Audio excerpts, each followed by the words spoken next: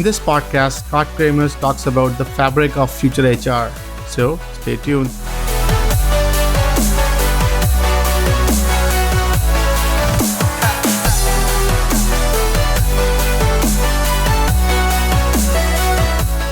Welcome to another episode of Jobs of Future podcast. Today we have with us Scott Kramer.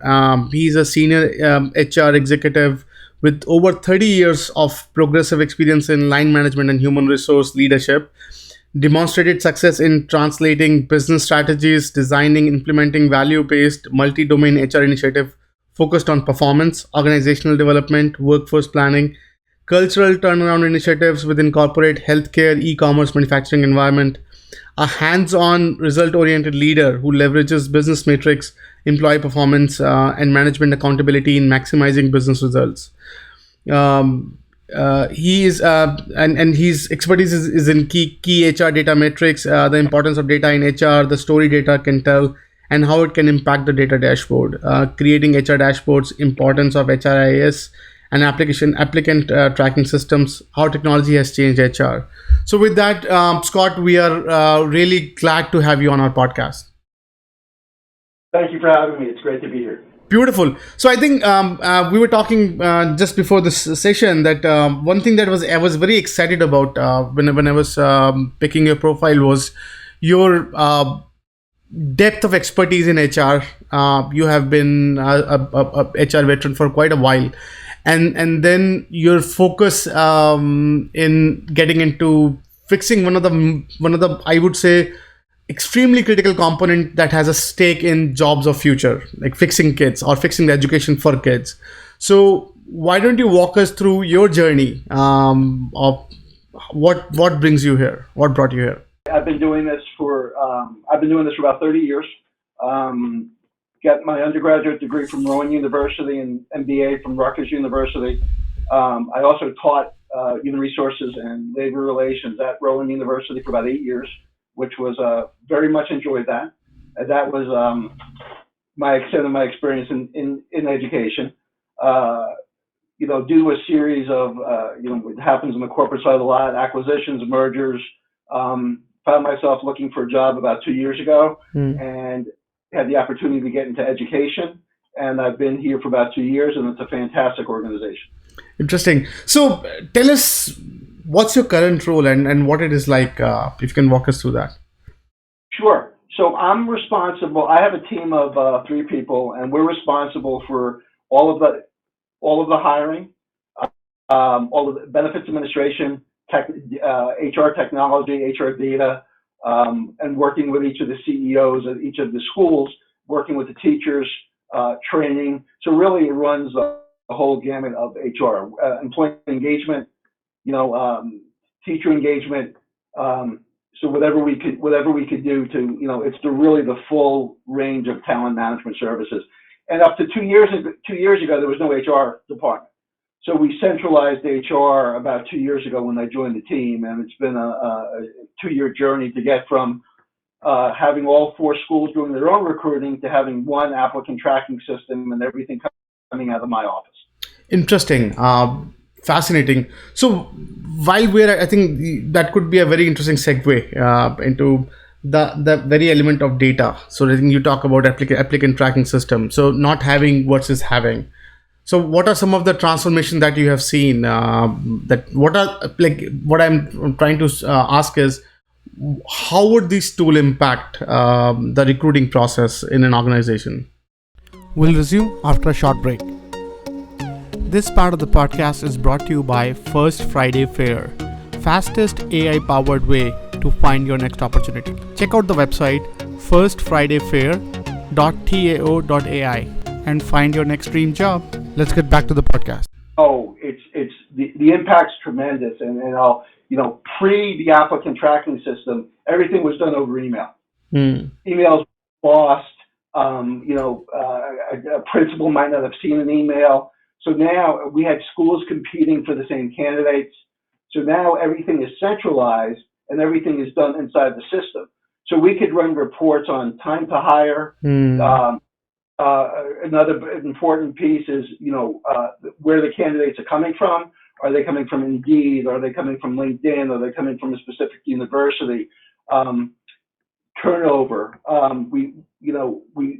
What's a great feature now is all of our offer letters are electronic. So this proves it. It goes out. Employee signs it electronically, and it comes back in. So it also cuts down on the time to hire, which is another really important metric in HR, especially with the teacher shortage that there is. Because certain teachers could be getting 4 and 5 offers. So if we got to be first to the, we got to get our stuff out there before anybody else does. Interesting. And typically, if so, how big a company should be to appreciate the applicant tracking system? So in my opinion, anybody that's looking at over, any organization that has 10 to 15 openings or 100 plus employees should absolutely have an applicant tracking system. There's federal reporting requirements. That it's tough to keep track of that on spreadsheets. Especially when you have a lot of activity. So I could run reports and say, this is when we've done for affirmative action recruitment. This is what this is where we're spending our monies, which is what the board wants to hear. And it makes it consistent too. And there's a lot of consistency that comes with it as well. Interesting. And it makes it on the principles.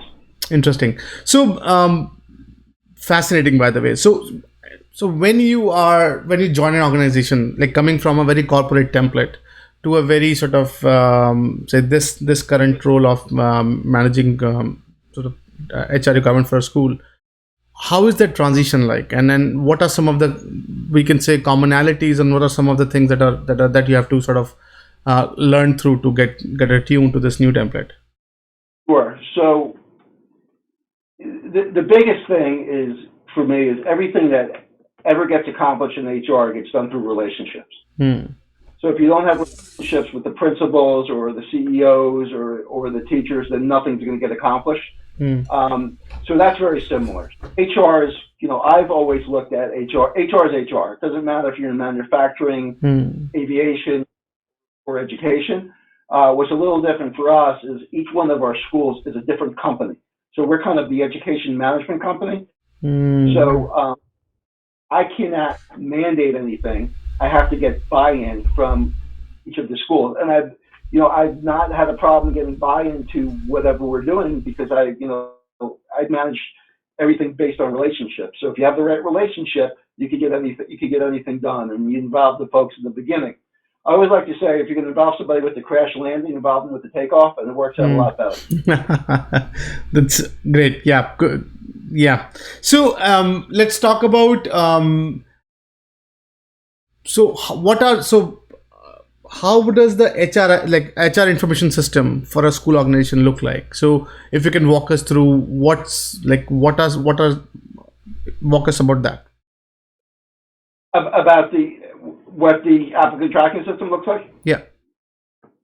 So we post all our positions on our website, and Indeed, and through the local colleges, and then somebody will click on the link. It'll take them right to our website. They'll apply for a position, sometimes at multiple schools. Then we will make sure they have all their clearances, because it's one of the differences between corporate and education. There's about 18 different clearances you need. TB test, FBI clearance, child abuse clearance. So we make sure that we have all of those that are uploaded into the system, as opposed to, again, it used to be done via email, and it's very easy to miss something or not have something updated. So right now there's one repository for everything, whereas it was kind of all over the place prior to the team here getting going on what we were doing.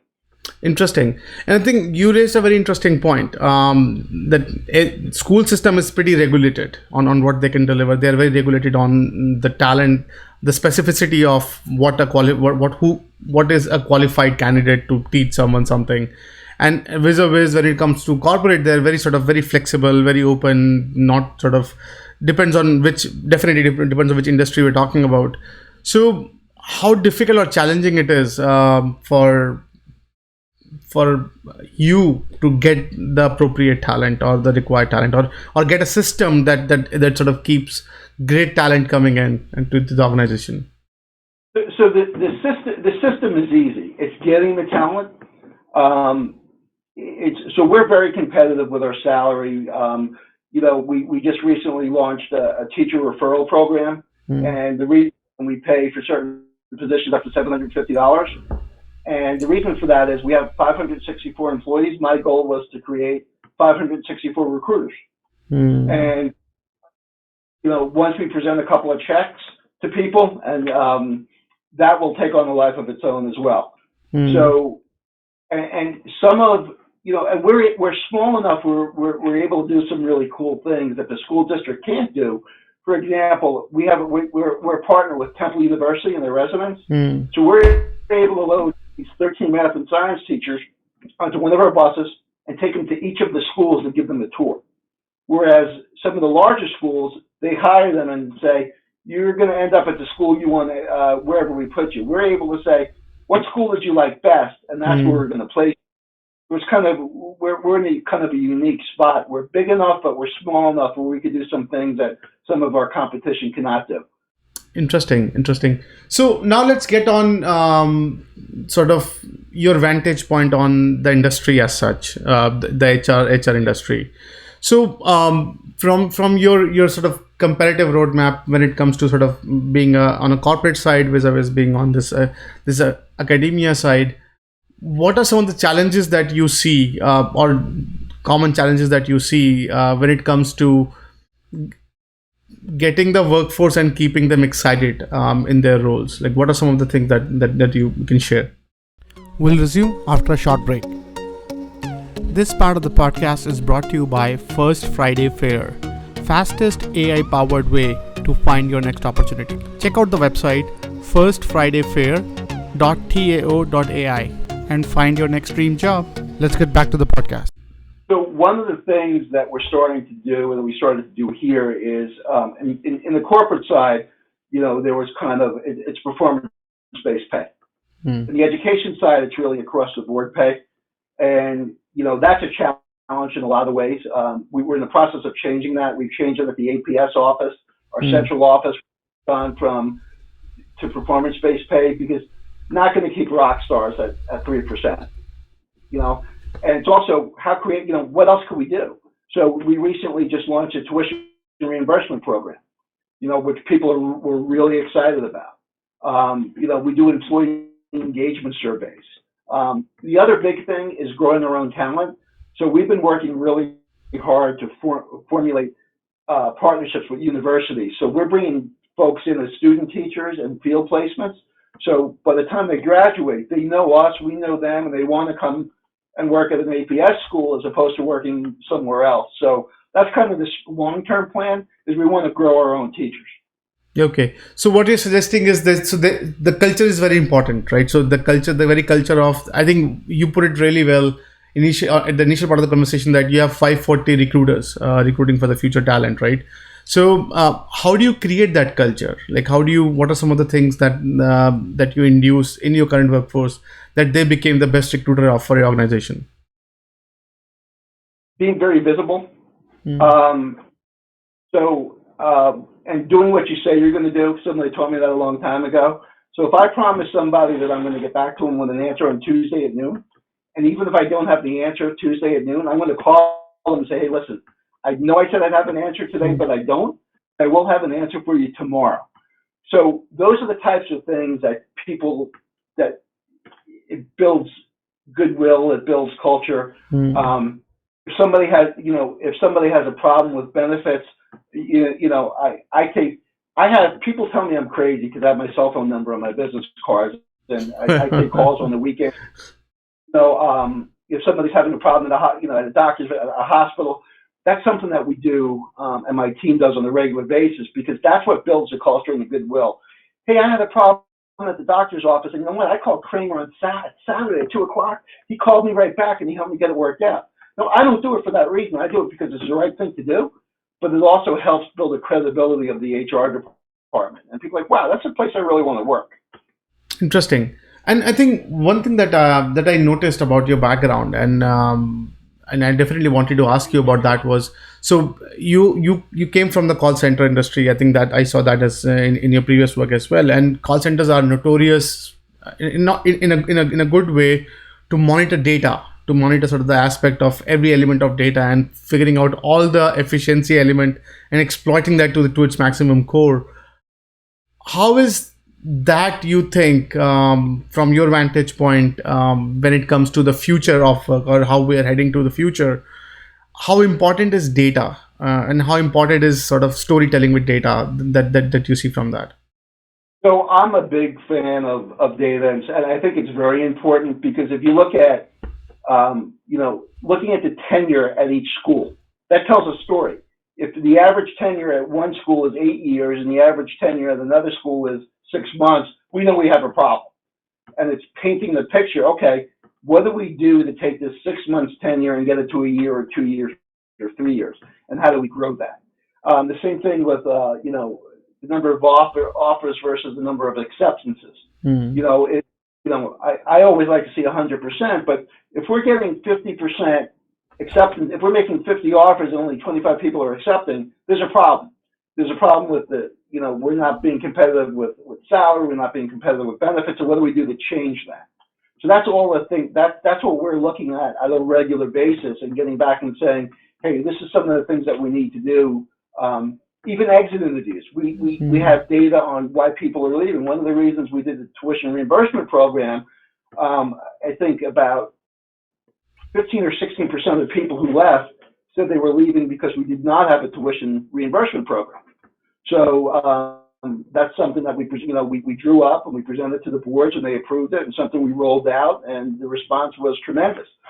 But if we weren't looking at that exit interview data, we would have never known that was a concern, and it was always on the list. But based on the data that we had from the exit interview, we kind of pushed it up and said we're going to make this happen. And it was a tremendous hit from when it was announced. Interesting. And so if you're an executive joining a firm that's not data driven, and you have a very inclination towards being a data driven organization, what are, from the HR point of view, how do you start that conversation? How do you start from at least that, even the tactical steps that you would do to make yourself a data driven HR organization within an organization? We'll resume after a short break. This part of the podcast is brought to you by First Friday Fair, fastest AI-powered way to find your next opportunity. Check out the website firstfridayfair.tao.ai and find your next dream job. Let's get back to the podcast. Very simply, and when I say simply, there are 32 different HR metrics you could use, but what metrics are going to mean something? So I like to do things in phases. So we started with our HR dashboard, which is very simple things: average teacher salary, turnover, and tenure, and offer and acceptance ratio. Those are 4 really easy things we could show in graph. And if people are like, okay, this makes sense. Wow. Okay, I get this. What else could you share with me? And then so then we start adding things. We start adding things to that. So it's we do it in phases, and it's a lot of face to face. All of our schools are within an 8-mile radius, and it's sitting down with the principals and the hiring managers and not having phone calls, and making it also very visual. So they kind of see, what's going on. They see what's happening, because if you make it visual and you make it easy for them to understand, then, it helps. Now, I'm fortunate with the fact is they're familiar with data from another standpoint as far as student test scores and things along those lines. So a lot of these folks here get it, actually more than folks in the corporate side, because we have a data team here. Not for HR so much. They do help us, but they're more for like analyzing test scores and everything else. So our folks understood the importance of data, but they never thought of it from an HR standpoint before. And it took us, I'm going to tell you, it was a 2-year journey, but we're finally in a really good place where people kind of like, wow, this is great stuff. Please keep it coming. Interesting. So how do you come up with the key KPIs that you need to focus on? What has been the journey? So if suppose I'm an HR executive getting into an organization which is not very familiar with data and sort of silos and sort of data driven decision making, whatever, how would I get to my KPI? That what do you think would be my journey should be? So so I would sit down and say, listen, last year we had, we had 15 openings in special education. Mm. Why did 15 openings? Well, God, I really don't know. Well, let me tell you how I think I could help you. If we start analyzing turnover, voluntary, involuntary, and we do exit interviews, then I think we'll be able to tell a story and maybe, come up with brainstorm on solutions for this. So it's getting folks to buy into the process before it starts, and explain to them how it helps them. And as long as they understand that it's a benefit to them, they're going to be very supportive and they're going to want to keep hearing this data. Interesting. And how do you think that from your vantage point, your experience, that HR had been faring when it comes to sort of adopting to this new age of data driven decision making? What's your perspective? So, that's a really great question. And, I it depends on the HR person, Hmm. because there's a lot of people that I know that don't like to go anywhere near HR data. And then, there's some folks who do. So, again, I'm a fan of it because of, my background, where I came from. I have a lot of people that stay away from it. So it really depends on the organization. I don't think HR as a whole, in my opinion, does a very good job with it in the industry. And I think for HR to really have a seat at the table, they need to really buy into HR dashboards, buy into data. So fortunately here, what's been, our CEO, I go to board meetings, I have a seat at the table.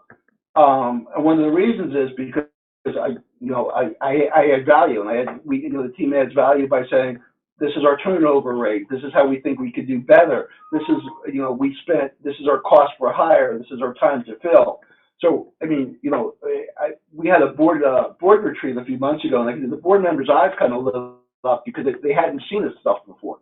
This is all new to them. They're like, wow, this is great. Where do we go from here? So it kind of gets, if you present it the right way, people kind of get excited about it. Interesting. I think so.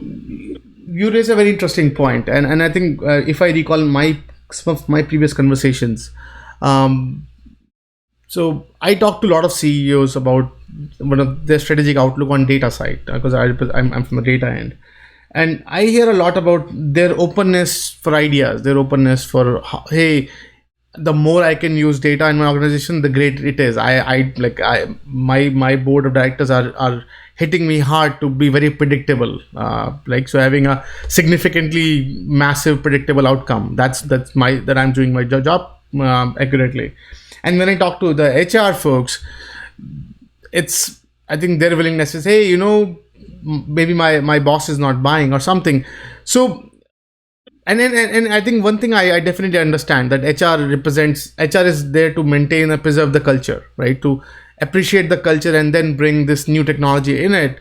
So they have this sort of double-edged sword, in which if they jump too quickly to sort of newness, then they leave the culture behind. If they stick to the culture too much, then leave the technology. How you as an executive maintain that balance, and how do you see maybe others maintaining it, if at all? So you have to have, again, I keep getting back to it. It's about the relationships, and you have to be able to manage both. And it's having a good team. I said I have 3 people in HR. One of the folks has worked with me, for 5 years at other locations. And if I'm working on data, the rest of the team might be working on doing onboarding or employee relations. So it's not a case where we can let one thing drop to focus on the other, because if we do, then the data's it's not going to be a good thing. So you've got to be able to, one of the key things to be successful in HR is to be able to multitask.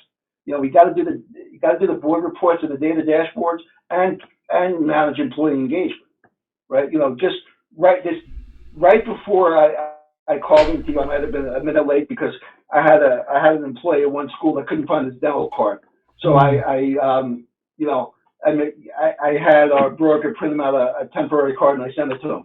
Could that have waited until after this call? It absolutely could have. But you know what? I was having a toothache, needed to go to the dentist, keep him waiting. It's that kind of responsiveness to me is one of the most important things. And again, it buys you a lot of goodwill. Hey, I sent an email at 12:05. I needed my demo card, and by 12:10, I had it. Interesting. So, regarding your industry, the current industry, the educational industry right now. So, I remember my daughter goes to a local school here, and she has her friends going to a local schools in their respective cities. And whenever sort of I talk to them, hey, what tools you are using? Almost everyone usher out a different tool that they use to maintain their scores, try their maths, try their science, and whatnot. Now, as a sort of talents provider, or as an executive who maintain that these guys have sort of adequate teacher support and all that, how do you sort of consolidate the two, this technological sort of landscape where there are a lot of, almost every school is using a different kind of app, so as to speak, to educate their kids, and now the teachers are supporting that, and then when you move teacher around, they have the different ecosystem altogether. What are some of the challenges that you think, and how can we ever sort of consolidate this all into sort of more standardized way in which my kid and her friends maybe use similar apps, so we can say they can share the experiences together? So I don't get. We know enough on the HR piece of what to screen for as far as the data use. So like here, we're big on Google and Google products and Google Sheets, and we have one-to-one Chromebooks. So one of our questions to the teachers, is always, hey, we have smart boards, and how would you incorporate that into your lesson plan, right? And if what we've seen, then they go to the school, they meet with the principals, and they do a demo lesson, and they actually have to use those tools. So they get to see them in action. So we're screening for that on our end, and then we pass them along. And our schools are really consistent on the technology that we use. Interesting. Which is so do you think that the schools would have a regulation, sort of regulated landscape when it comes to app or the experience that the kids use to learn, or what do you think? Yeah. Well, again, not my area of expertise, but I know we have a chief academic officer here who kind of manages that with the schools, and it's not a one size fits all. It's based on the student population, but we try and be very consistent. Less there might be a math program that works at one school that doesn't work at another school. And that's something he talks to the teachers about, talks to the coaches about. So we try and stay as consistent as possible. But knowing that each of our schools has its own culture, both with employees and with students, and we manage that accordingly. Interesting. And from your experiences as an HR executive, what have you seen over the last couple of decades? How has HR changed? Or what are some of the things that you have seen transformed? So I have not received a resume in the mail in about 15 years, right? When I first started this, there was no email, right? I'm dating myself, but I would get resume. You would get resumes and cover letters via mail. I have not, honestly, I have not received a resume via mail probably maybe 15 years. It's gone away. It just doesn't happen anymore. And one of the things that was very important to me is I hate applicant tracking systems where you need to spend 2.5 hours on application. To me, that's just ridiculous. So we made sure we tailored our applicant tracking system where you spend 10 minutes. That's it. You upload your resume, answer a few questions, upload your clearances, and you're done. And then because what we don't want to have is we don't want to scare people away. We don't want to make the process overly complicated because people have short attention spans these days. So in talking to some people, I've actually had people tell me that if they have to spend more than 20 minutes or 25 minutes filling out an application online, they're not even going to bother with that organization. So we try and make that streamlined.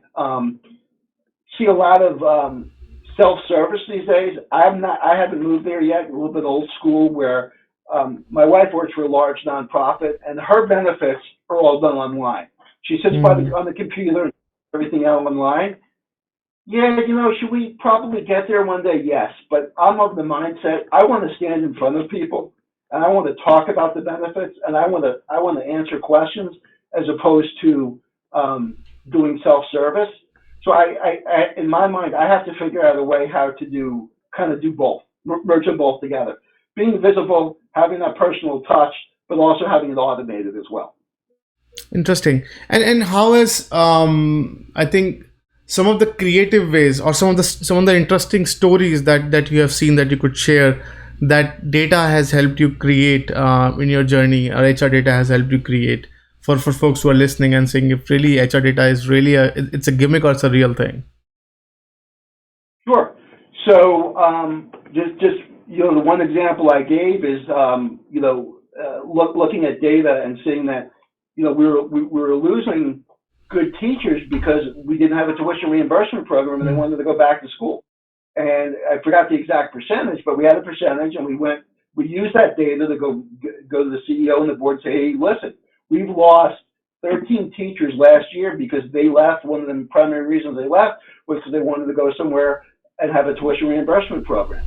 So that's a sell right there. Because just to say, hey, we want a tuition reimbursement program because it'll make people feel good, if you don't have the data to sell that, it's the people aren't going to buy. Well, why are we going to spend money? Nobody's asking for it. All right? You know what? They did ask for it. It was the data that we got from the exit interviews that made us say we need to do this. Interesting. So I think one thing that I was thinking about when you're talking about ATS and you have 10 minutes to get to the answer, you don't want to spend too much time. I think one of the conversation that I remember myself finding into was this anxiety of, hey, HR has been a cost center of the company. People don't want to invest too much.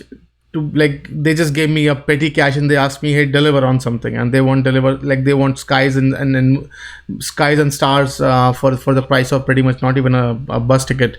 So from that sort of very extremely frugal thin sort of concepts, what's your take on that? How would HR try to sell this idea of, hey, maybe I should invest in a good ATS system because down the road it will pay for itself if we do it right? So that's a great question, and we got the CEOs together and we told them that we're losing candidates. We're spending money unnecessarily, and at the end of the day, and we had a whole presentation laid out that once this is up and running, we'll have a higher acceptance rate of candidates of offers made. We'll be able to track this information because if you said now, hey Scott, where are our candidates coming from? But prior to the tracking system, no clue. I couldn't tell you. Now I can tell you what university is sending us the most applicants, what website, online website is sending us the most applicants. So this is stuff. Wow. Okay. So now instead of wasting money on a website that provides us absolutely nothing, we know how to spend our money where it has the biggest bang for the buck, and that's how we sold it to everybody. And we brought in 5 different companies. And we had them do presentations, and we picked, we didn't base it solely on price, but we picked one that very reasonable price that delivered everything that we were looking for. Interesting. And I think, and you also talked about sort of you're a strong believer of data. You're a strong believer that you should have a more idea of what's going on from the element of data. And when you sort of meet the team that are not attuned to the same sort of aspiration as you do, what are some of your life hacks in convincing them to get to this new way of thinking? Sure. So again, I get back to we have 4 CEOs, really 5 CEOs, And some of them bought into this immediately. Some of them, it took me a few weeks, and it took me a few visits, and it took me a few lunches to show them why. So once, if you believe in something strongly enough, and you have those conversations, and you build up the trust, and you show them visually how this could help, you get people to buy. You get people to buy into it. I had one person, one of our leaders, who didn't buy in, and everybody else did, and he said, "You know what? I'm not sure I buy in. Everybody else does, so I don't want to stand in the way." And now he's one of the biggest fans. So I'm also, one thing, I have something I like to call a thirds theory. Everybody doesn't agree with what you're going to do.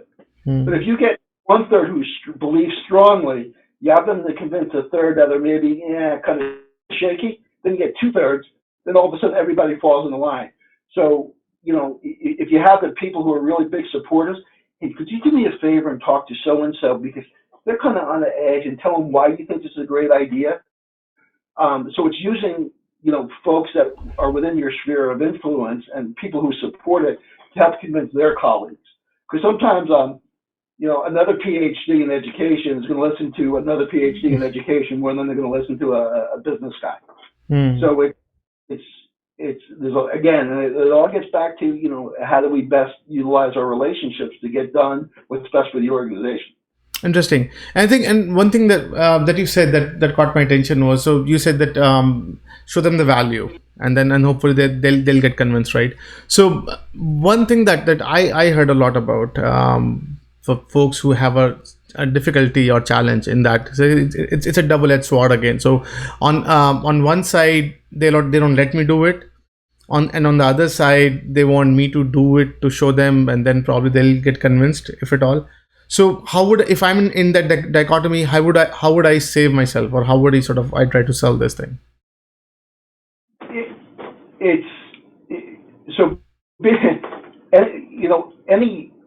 So I look at HR as, we have internal customers. So it's kind of like I'm selling, to some degree I have to be a salesman. Yeah. I have to go out and sell the That's product. a good point. And that's very important. So it's, and that doesn't happen overnight, right? You don't get the trust and you don't get the credibility overnight. It's something that's earned. And, and sometimes, I might send, my colleague to meet with a CEO, because, she might have a better relationship in a certain area and do a better job selling something than I would. And sometimes it's both of us. So each situation is a little different. But it's about showing the value. It's about if you have that relationship, sometimes it's, again, one meeting, sometimes it's two meetings, but let me show you how this is going to help you. And then, then say, see, God, you were right. This really does help. And that's kind of been my philosophy, and it's worked for me. Interesting. And now let's spend some more time. Let's spend some time on the startups. I think that's very near and dear to, at least personally, my heart. That Sure. a lot of businesses struggle to get install great culture, install sort of a scalable team, stay scalable recruiting mechanisms. So they're looking for an executive. If I'm an HR executive looking to get into a very startup culture, right? So what are some of the advice or suggestions that you would give me that I should keep a focus on? I was talking to somebody the other day about this, and sometimes they're having an interview, and I'm really impressed, believe it or not, when somebody comes in and they sit down and they've read my LinkedIn profile and they make it, hey, I see you taught at Rowan for 8 years. My mother went to Rowan. And all of a sudden we're having a conversation about Rowan, and I know exactly what's going on there. But so that when I tell people, if you're meeting with a panel of 4 people, right? You're meeting, go on LinkedIn, find out what you have in common with them, right? Find out where you can make a personal connection. Because to me, that's something that's, I'm a big believer in hiring for fit and skill second, and that philosophy has worked. And if you can make that personal connection, you have a much better chance of getting the job. If you have 10 people with an equal skill set, but you make a personal connection, you have a much better chance of getting the job with the organization. Interesting. And how I would design the HR organization within that startup. What are some of the things that you would advise that if I want to future-proof my organization, what are some of the things I could do as an executive there, as an HR executive there? Take care of your employees. I can't say that enough. People don't leave, and I'm a big believer. People don't leave organizations; they leave bosses. So if you're employees and you're meeting their needs, and you're working with them, people aren't going to want to leave, even for more money, because they know that, hey, I'm getting taken care of, and also I'm a big, being blunt. So, if I have somebody come in and ask me a question, a lot of times I'll say, listen, you want me to give you the politically correct answer, or you want me to be blunt and to the point? And when people say, I prefer you to be blunt and to the point, you say, great. And you deliver the message that way, people appreciate that, as opposed to, having the 45-minute politically correct conversation, as opposed to being, having that 5-minute blunt and direct conversation. So giving direct, honest feedback, being blunt about it, and getting people to buy into what you're doing. I mean, you have to have the people on your team buy into what you're doing. We went through some changes here, and for a while I managed the data team. Only because I was the best of the worst choices until we filled some spots to manage them. Both those guys way smarter than me, but I was able to help them navigate, right? Because new to the education industry, but I was able to help them navigate through some of the relationships with some of the CEOs and help them get things done, where beforehand they were having some problems with that. So it's again, so I get back to, it doesn't matter if it's data, it doesn't matter if it's HR, it doesn't matter if it's finance. Everything gets done with buy-in, relationships, trust, and credibility. Interesting. And when it comes to, say, future of HR, like, where do you see, what would your prophecy be, like where it's heading to, and what do you think we would see maybe in 10-15 years happen to HR? So to some degree, I don't like the way it's where some of the things are heading. And just an example earlier. I mean, my wife works for a large nonprofit, and she's been there 10 years, and she's never seen one of their HR people before. Never. I don't like that. So every organization I've worked at, personally, I mean, Apple Leisure Group, 15,000 employees. I was at every site. Because that's what I believe in. I think there's going to be less and less of that, and I think it's going to be more self-service, and and I think if that happens, I think HR will lose the culture. Companies in general will lose the culture if HR is not visible. We're having our build in the next few weeks, and one reason I'm glad we're having that done is that it's going to force us to be out in the schools and be visible. Right, and I think there's certain HR people that are moving away from that, and sometimes I know people that place call. I get calls from people I used to work with saying, "Scott, I called HR a week ago. They still haven't gotten back to me. Do you have any feedback on this, or what do you think the answer is?" That's not okay. If HR stops being responsive, they have no business being in the HR department. That to me is really important. And that's what I hold myself and my folks very accountable to that. That's one of the most important things to me, is being responsive. Interesting. I think so.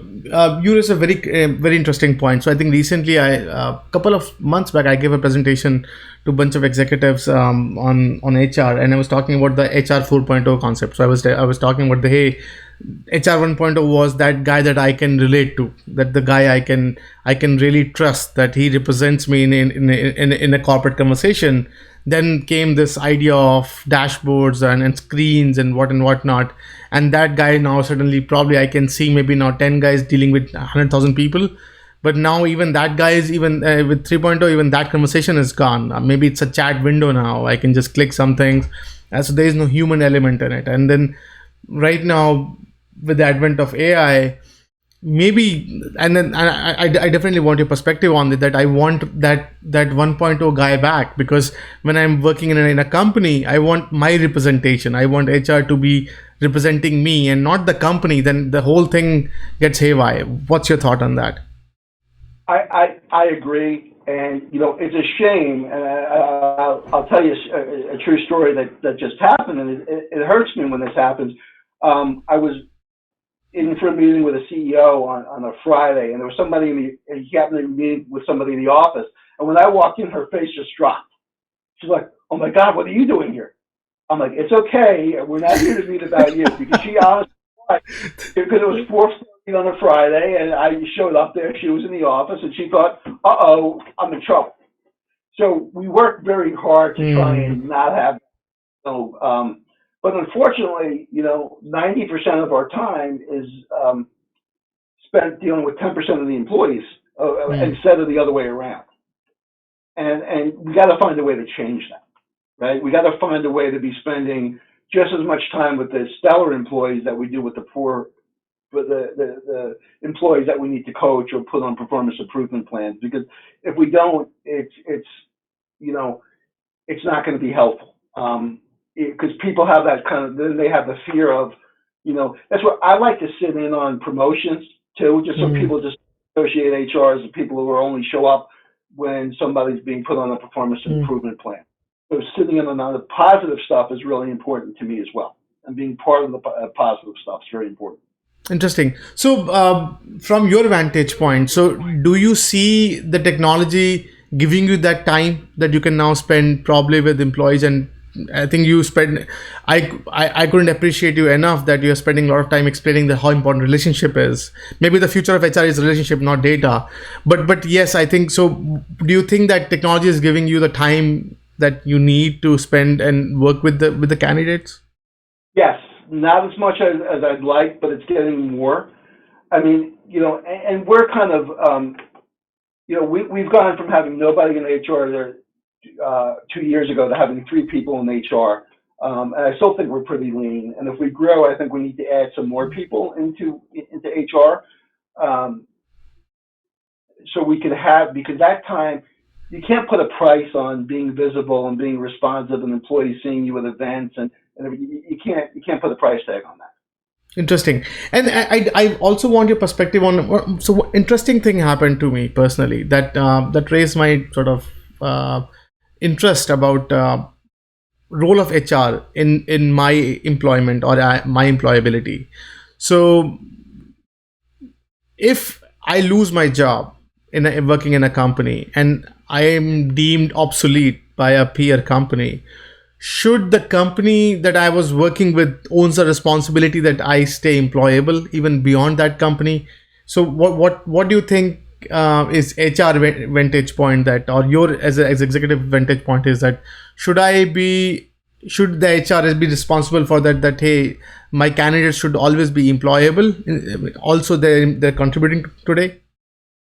Yes, I absolutely believe it's HR should make sure that our folks are relevant, either here or somewhere else.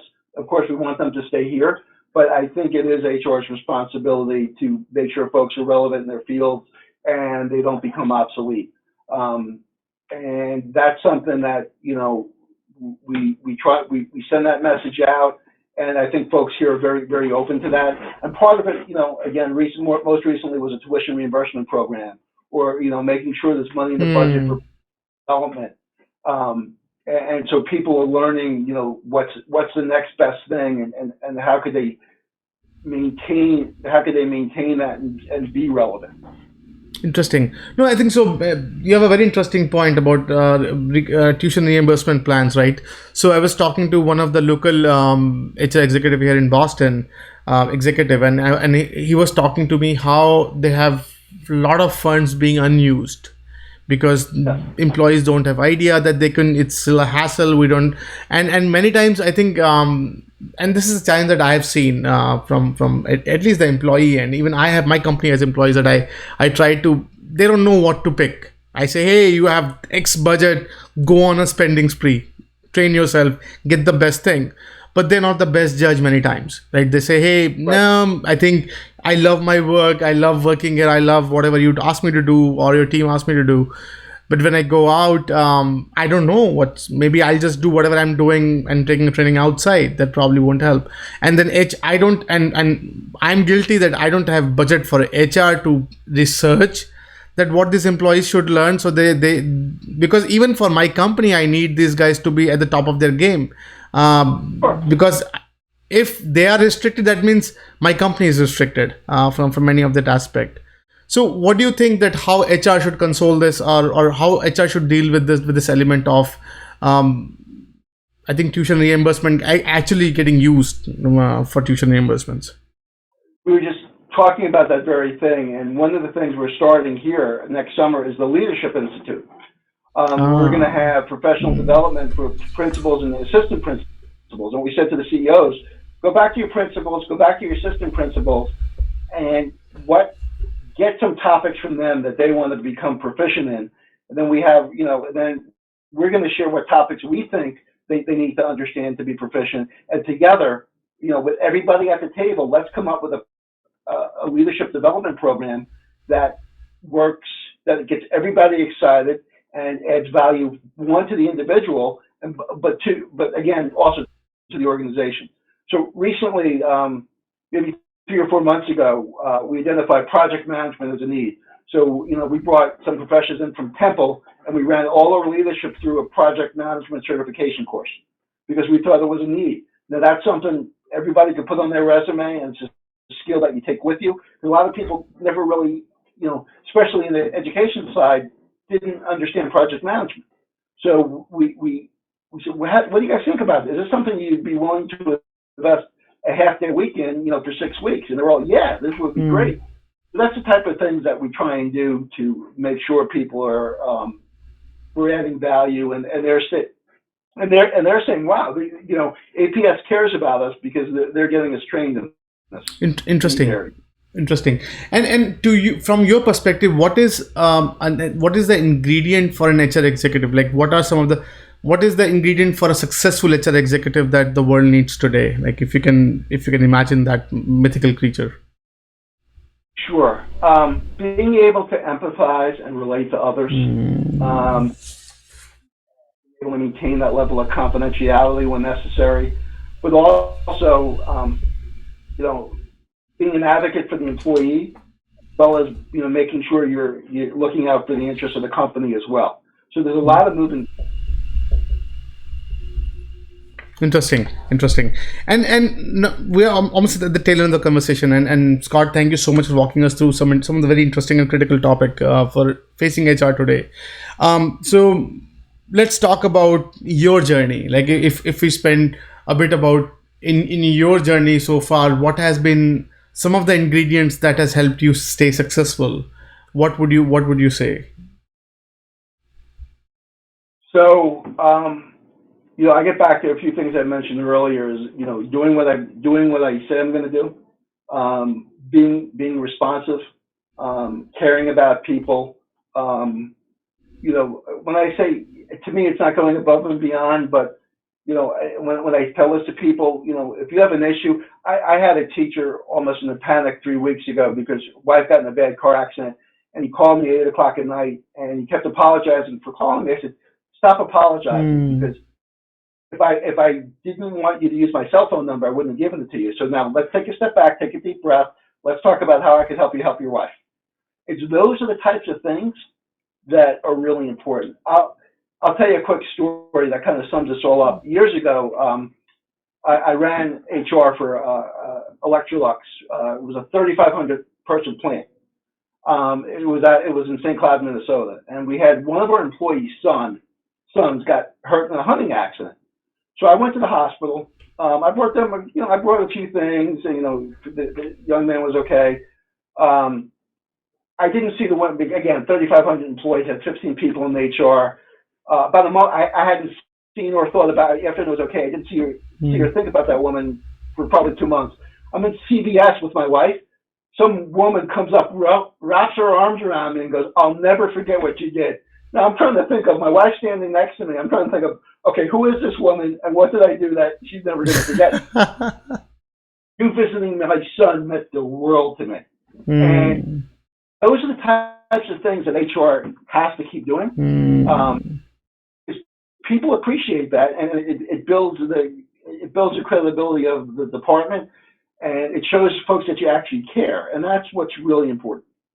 I think beautiful story, and Scott, thank you so much. And I wish HR could. And I think when you say having empathy, this is actually a good testament on what it looks like. So I think beautifully said. So one thing we request all of our guests to share about is their favorite read, any book that they associate with when it comes to. Do you have any read that you want to share with our listeners and viewers?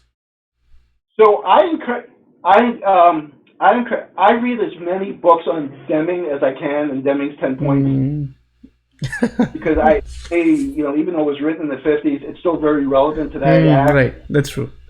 I actually have them posted. I have I have some of the slogans and points posted in my office. So I have read. Theory Z is also another really good book that I've read over and over again. To me, these books keep getting rewritten. Deming's message kept getting rewritten, but in different words by different authors. So the message change, but it's to me that is kind of my Bible, something that I use. Well, I don't agree with everything. I agree with most of what he has to say, and that's been very helpful for me. Interesting. And last question before we part ways, I definitely want your closing remark for our listeners and viewers who are listening and who wants to understand the fabric of the leader of the future for HR. What would you suggest? What would they take away from this conversation that we had today? Be accessible, be responsive, be empathetic, and do what you say you're going to do, are the key ingredients to being successful in HR. If you don't do those things and you don't build relationships, then you're never going to earn the trust of the people, and you're just going to be quote unquote the corporate HR guy.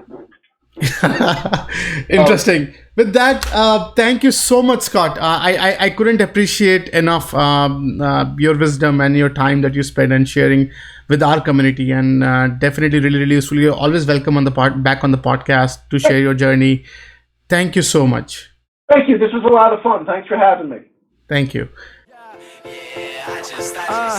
I thought I was sick of home, but actually I was homesick. Never really knew that I would have to grow up so quick. I'm so uncomfortable, don't know anybody here. Just a couple dudes that I met once, that's it. And I go into the booth feeling nervous. Got butterflies in my stomach like I'm so worthless. Is the mic on? I don't know how to work this. Inside I'm breaking down, I hope I'm not up on a